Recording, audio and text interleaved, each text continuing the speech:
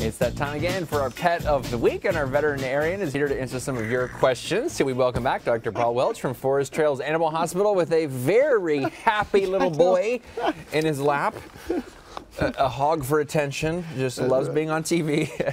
Johnny B Goode is with him. He's a 4 to 5 month old terrier mix. He's a big old baby. What are you doing? He came in with Gulliver, who was on the show recently, and Gulliver was adopted. Yes. How about that? So let's make it 2 for 2. Johnny B Goode, you can adopt him. Call the Animal Rescue Foundation 622-5962. You can visit the ARF House as well at La Fortune Park during the hours on your screen. You can also visit newson6.com/pet for other pets who need to be adopted.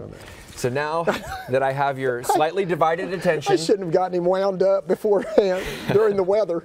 Let's talk about this first question. I want to feed a homemade meal for my dog. What are the basics I need to follow for homemaking food? Okay, we used to have some different formulas, and you can find some of that on internet and books and things like this. The big problem is some of the trace vitamins and minerals. So basically you want to have a protein, generally hamburger, chicken, something like this. You want to have a carb, usually rice, pasta, potatoes.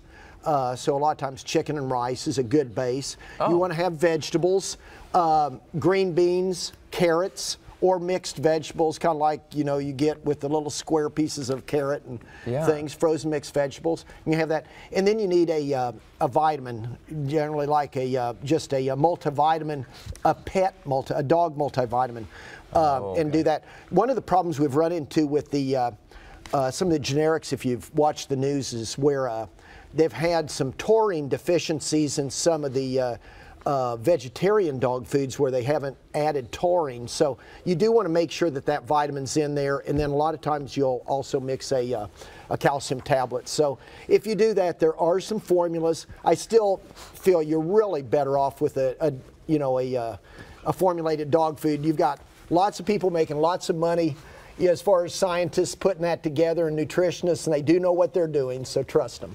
Okay, this next one, my pets are always indoors. Do they still need treatment for fleas and ticks? As far as pretty much everything ought to be frozen outside and that sort of thing.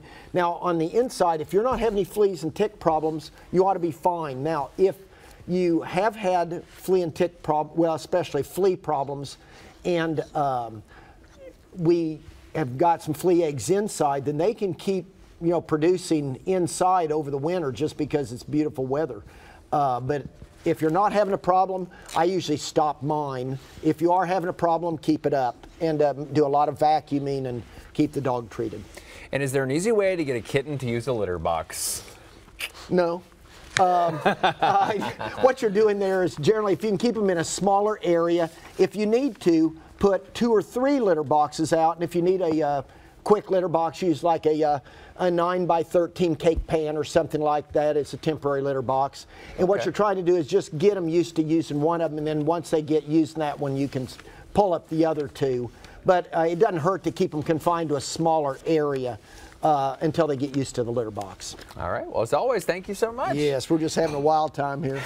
If you can email us questions, you can always do that. A noon show at newson6.net.